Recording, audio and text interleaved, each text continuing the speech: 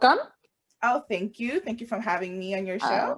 Of course, of course. So, just a little background for those of you who don't know the relationship between Berlinda and I. We actually collaborated on a book recently, which was published in January. So, check that out.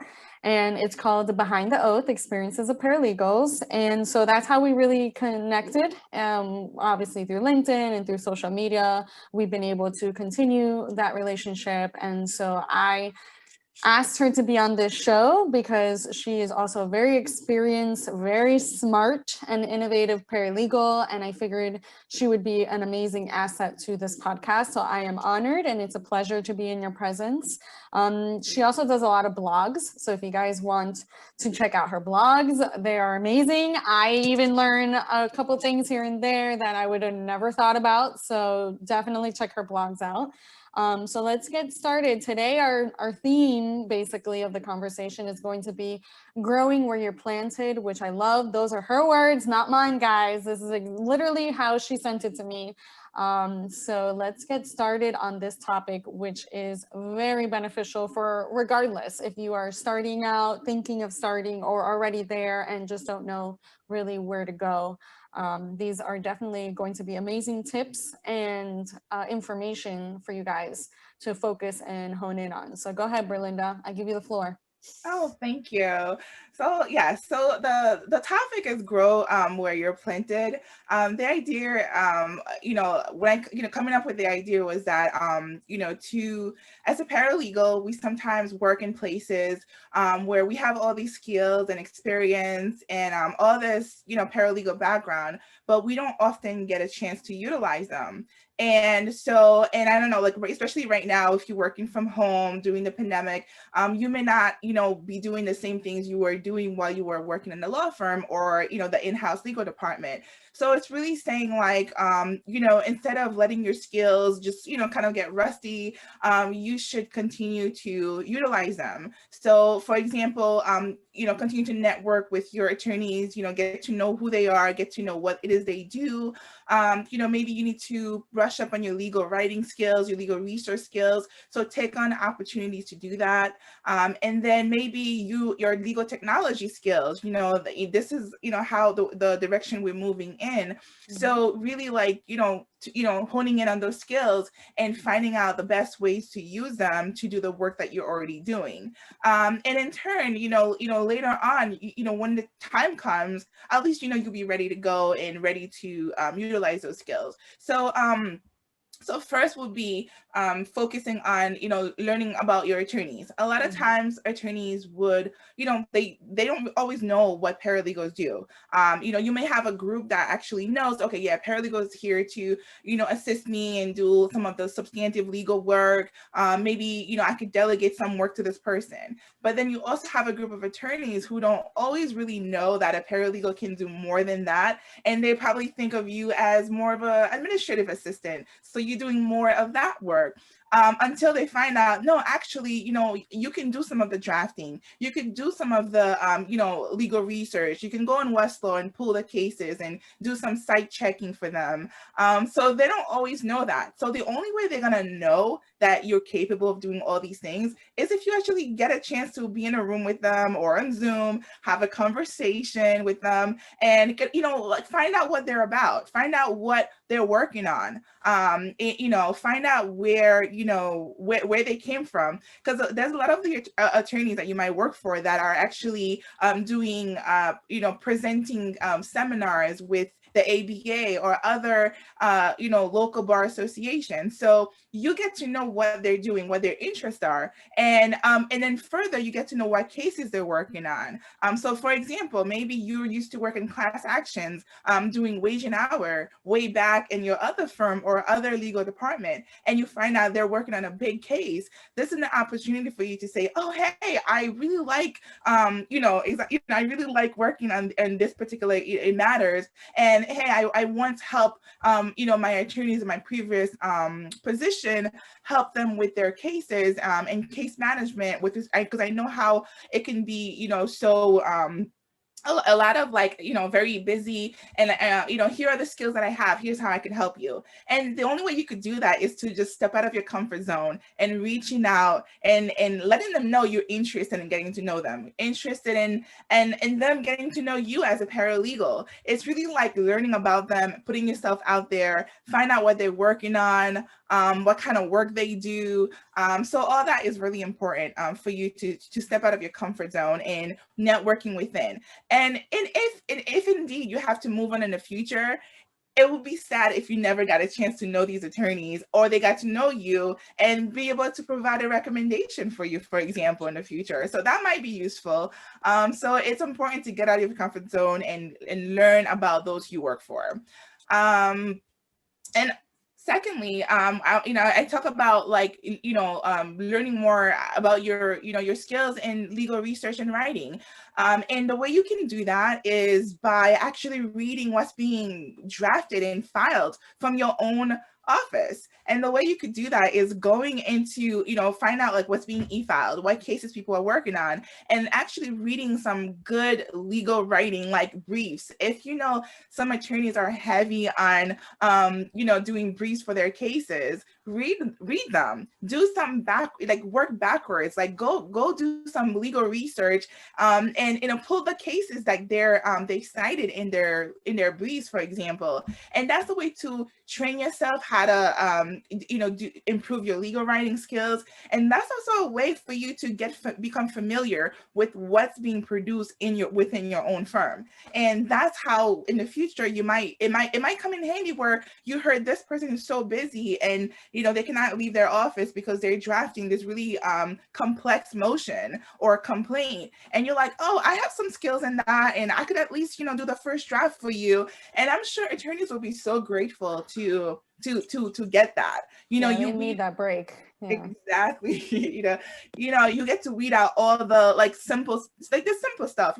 Maybe it's using a similar template, you always use, but it's not going to be filed as a template. You need to insert all the necessary facts and information in there. But you need to have an eye to be able to look at it and know what you're doing. And the only way you're going to be able to do that is if you actually practice. And so no one will have to ask you to do something for you to say, oh yeah, let me do it. So it's really like, okay, obviously finding time to do that. But I'm sure a lot of us, when we become very familiar with the work we do, we can do the work faster. If it used to take you 8 hours, you might be taking 2 hours to do it now. So that extra time you have, try to be productive with it.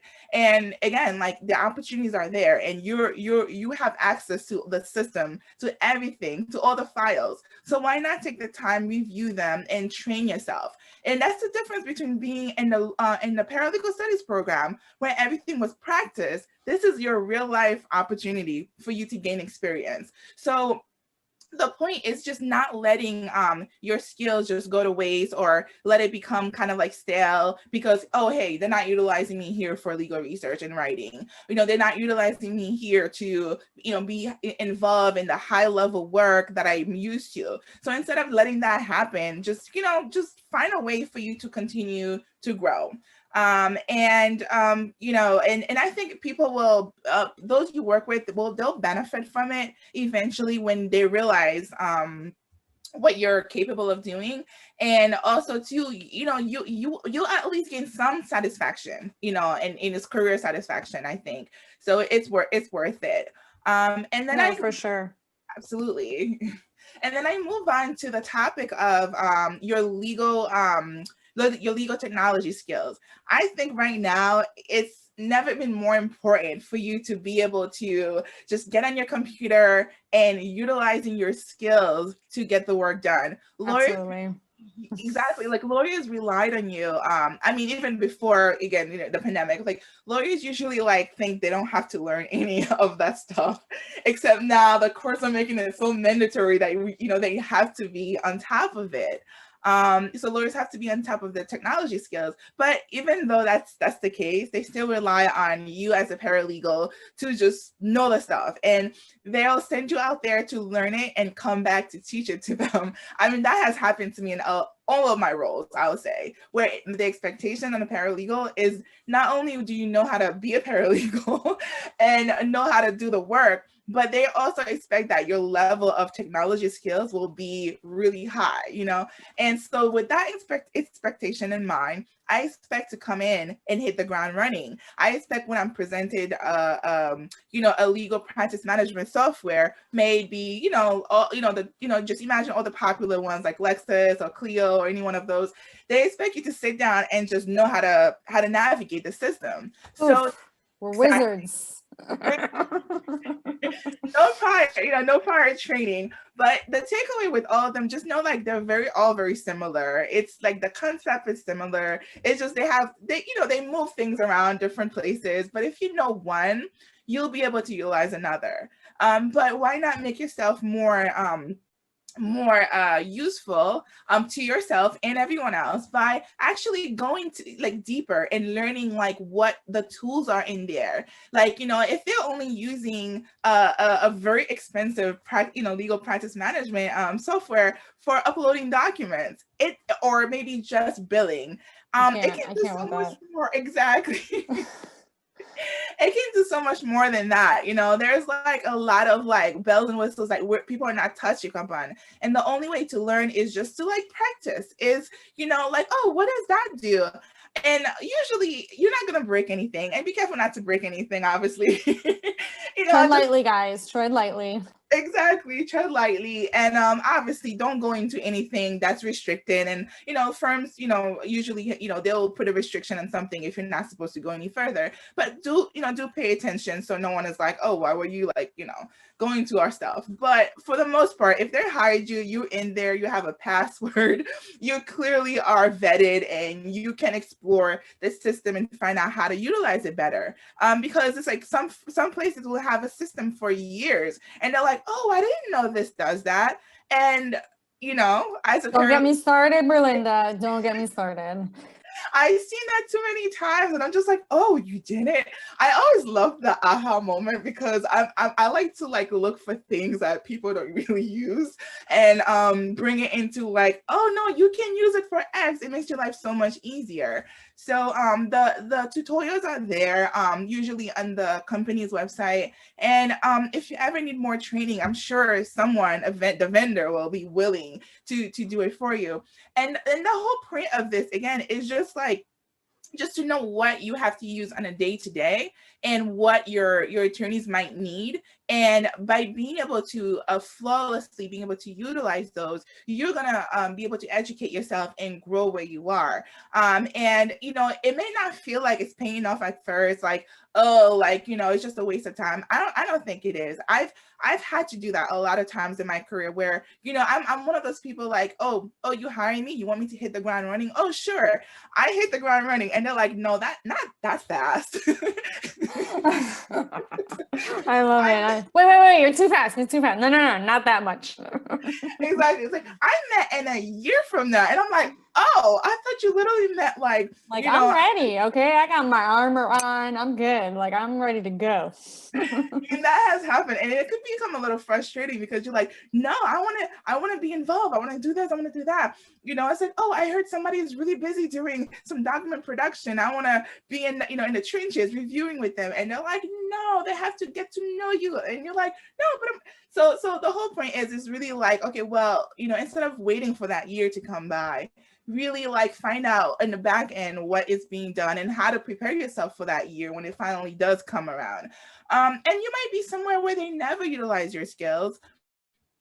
You never get a chance to actually grow, but in the end, you're gonna have something to take with you. I mean, unfortunately, sometimes you do have to separate in order to grow, and just you have to branch out literally. And as a result, you just want to feel like, okay, well, I didn't waste 3 years just sitting around and waiting for people to just give me a simple task to do. But you know what? It's time to move on. But what did I learn? I learned something. And just not feeling like your time was wasted or in vain or anything like that. But in the end, I feel like besides actually having to leave at any point, I believe that eventually, one of the lawyers or someone will realize that they have you're an asset to them, to the firm, and that, no one is thinking like you're thinking, and they want to have you. And hopefully, like, one of the, whether it's an associate or a partner, will be like, oh my gosh, she's onto something here, he's onto something, and they might be able to bring you in and on a case that you've always wanted to work on, or a project that they're doing that, your skills will be able to help them. So it's just really not staying where you are, but really, growing and not, being stuck. There's so many like technology, like, being utilized now. Obviously, if you know how to, like from like, for example, e-filing, if you never e-filed, like it's so foreign. It seems like one of those super like, oh, like, but until you do it, you're like, oh, it's not that bad. But you have to be able to navigate the systems, and there's tutorials on that. The course website have all those resources. On my blog, I did put some links in there like that. When I stumble upon them, I'm like, oh, let me put that in there, because people might be looking for that, and they're like, well, how do I get how do I get a what is it, PACER training or e-filing training if I never get a chance to work somewhere? You can get some training. I think some of the courses do have some type of training that people can actually attend. And if not, read the manuals. They're there for you to read. And then the like even Microsoft Office have like, it's Word, for example. Word is not just for you to just type, it's not just a word, what's the word? It's not just a word processing applications. There's so much more it can do, but until you actually learn how to utilize them to effectively do the work that you're doing, you're just going to use it as, as simple as it is. I don't know, like a lot of other paralegals use Excel, for example, a lot of those projects always fall upon me. And I was not even at that time proficient. I hate Excel. Just everybody just question, okay? Like don't even like I had to learn it because, accounting, especially if you're like in personal injury or you're billing or you're dealing with numbers, attorneys love to use Excel for billing, for numbers, because Excel automatically does those formulas. Yeah. So it's, oh God, yeah, don't even get me started, but go ahead. I don't know. Yeah. It's like, so those usually fall upon me. So like in my role, in my whole like almost 12 years, I always end up with the projects that ready, no one really wants to do. It gravitates towards me. It would be like, like a mathematical, like, accounting thing. And I'm like, wait, I went to law because I don't like math. Okay. Like that's the whole purpose. Like, don't give me numbers. I'm good with money though. If you need me to balance your count, I can do that. You got it. There you go. Exactly. I can count checks, but you know what? When it comes to that, but I had to like really like learn really fast how to utilize, how to use Excel. And all of a sudden I'm doing pivot tables for a better representation of what we're trying to convey. And and all that is like learning on the job. It's really me saying, I'm not stopping at nothing. I'm going to continue to figure this out, because I always feel the need, I think it comes with the role where you have to prove yourself, even if it has nothing to do with your abilities as a legal support professional. You feel the need, at least I've been there, where, it's also part of growing until you know yourself better and you're able to say, listen, I can do X and I'm comfortable and I'm confident in X. This one, I really think it's meant for an accountant. But you know what? While you are like me. Exactly, so while you are still, have to, you still have to be able to assist, at least give a preliminary view of what's going on. You need to be able to utilize those tools, and they're available to you. And it's, so I read a lot of stuff about like legal tech where it doesn't really have to be anything fancy. It's really stuff that's already there, the basics. It's utilizing for in a better way to deliver legal services in a more like professional manner and a more, I guess, effective way. It's just that you need to be able to, use those, use your skills and apply them where necessary. So those are the things that I feel like as a paralegal, just don't be discouraged, especially like right now. I know a lot of us are working in silo, and some days I feel like I might not hear from anyone. Like, please reach out to me, send me an email, chat, anything. So sometimes you're working in silos. So we are known to like train ourselves, right? I've always like ended up in roles where it's like, hey, we don't have a manual, we don't have any directions, so figure it out.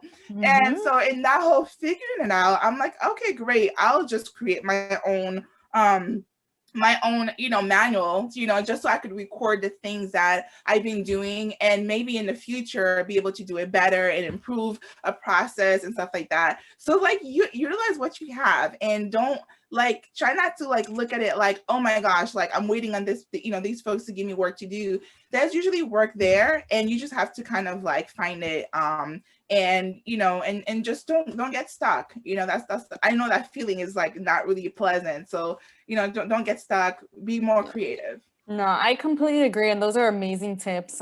In general, that's what we talk about on the podcast. So I love how you just summed it up, and it was beautifully, of course, because that's what you do. You're a writer. But I think the theme, not only growing where you're planted, but I think is actually ambition, because what gives you that drive to learn more and to continue your skills, paid or unpaid, after hour, before hour, however you want to find that time to do what it is you want to do in order to accomplish your goals. I feel it all has to come within you. Like you have to have that ambition, you have to have that drive, you have to have that grit, right? In order for you to go ahead and learn that software a little more, look at the training videos, read the blog, join the workshop, whatever it is that you want to do in order to enhance or learn a new skill, it has to come within you. Nobody's going to come to you and say, you need to learn this or you need to do this. Like, it's just not going to happen. One, attorneys don't have the time to be sitting there and babysitting you. That's why they hired you, so that you can do the job that they cannot do because they're busy doing other things. So it all sums up at the end of the day on you. Nobody is going to hand it to you on a silver platter. If you want it, you get it. If you are going to stay stagnant, that's fine too, guys. Look, we're not judging. This is for the people that are wanting to learn more, grow more, really, really make the paralegal or legal support, whatever position that you want in the legal industry, legal support team, whatever it is that you want, come true. This is really where it's at. And I think this is what our book was really about. It was to bring our experiences up front and really show the different stories of every paralegal. We're so diverse, regardless of our ethnicity, what part of the globe we're in. But the paralegal roles, like you said, it can be anywhere from a secretarial to a full-on executive paralegal where you're attending the trial with them, prepping them for a jury trial, whatever it is that you foresee yourself doing or you are even curious about. These are really good tips to really hone in on. And, like we were talking about before we started the recording, really focus this on your interview. So upon your interview, this is where you're going to make that decision as to whether or not you want to work with this firm. Don't blame the firm for not providing you with the skills, the training, the task, whatever it is that you wanted, X, Y, and Z, you fill in the blank. Blame yourself, because this all could have been prevented by simply asking, what are the expectations of the firm? That's one question that you could ask when they ask you, do you have any questions? And we all just sit there blank faced. Yes, of course you have plenty of questions. Are you going to pay me what I want to pay? Are the hours really 9 to 5? Or are you just trying to sell me so that I can come in the door and get me like a sucker so that I can work, 40 plus hours a week for the same amount of pay because you're not paying me overtime? Like, hello, we all know that you have questions, but a simple one can be, just to recap all of what I just spit out at you, is what are the expectations? Because I have certain expectations as well. And if we're going to work as a team, we need to meet in the middle. And this is how we can do that. And I always say, be the solution, not the problem. Absolutely.